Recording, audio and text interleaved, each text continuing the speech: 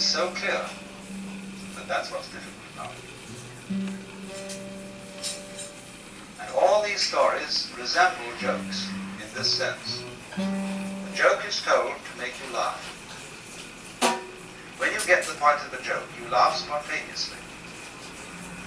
But if the point has to be explained to you, you don't laugh so well. You force a laugh.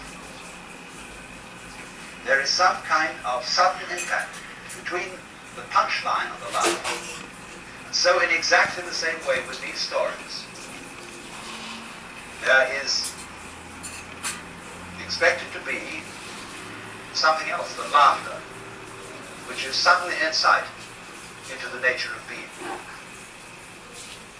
Nature of being, that sounds very abstract. But it was go wash your bowl.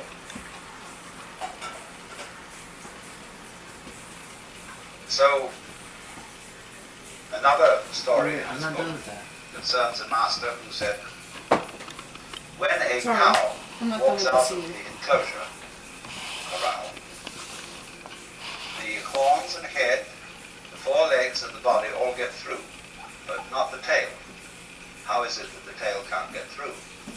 And nobody could answer this.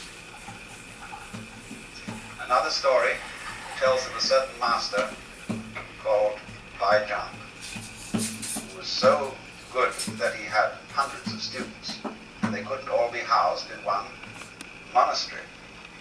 So he had to find one of the students who could also be a master. So he arranged a test. He put down a pitcher in front of them all and said, without making an assertion or without making a denial, tell me, what is this? And the senior monk said it couldn't be called a piece of wood. The teacher didn't accept this answer. But the monastery cook came forward and kicked the pitcher over and walked away. And he got the job. And the commentator remarked, maybe he wasn't so smart after all, for he gave up an easy job for a difficult one.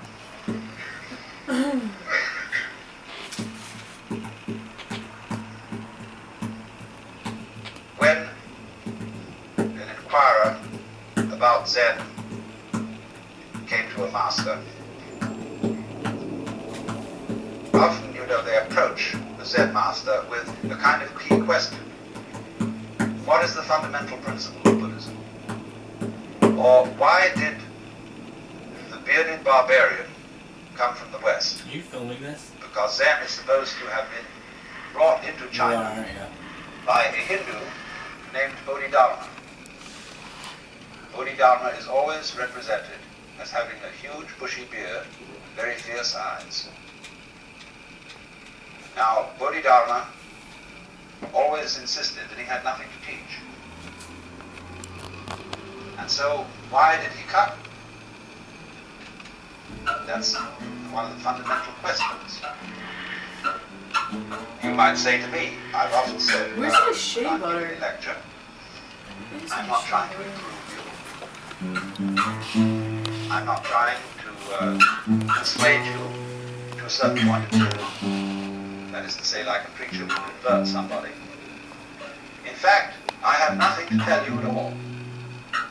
Because were I to presume that I had something to tell you, I would be like a person who picked your pocket and sold you your own watch.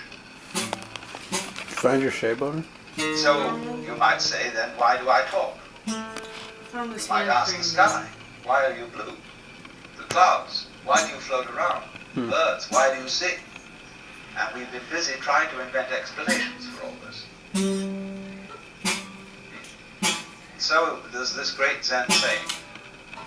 One of the old masters said, when I was a young man and knew nothing of Buddhism, mountains were mountains and waters were waters. But when I began to understand a little Buddhism, mountains were no longer mountains, waters no longer waters. In other words, when one starts scientific and philosophical inquiries, everything gets explained away in terms of its causes or other things that go with it. Or one sees that all the things in the world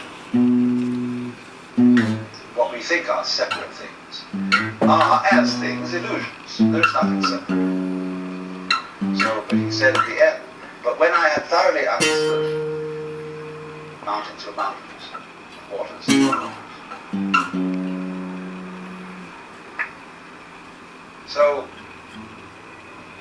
this is what's called direct pointing.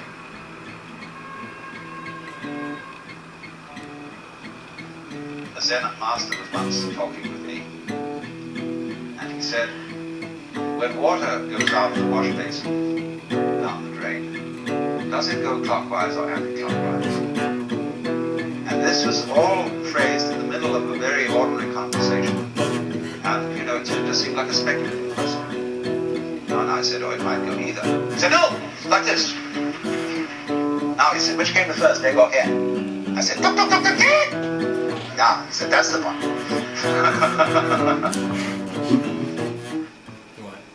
What did he say? Now, it is saying too much. I warn you.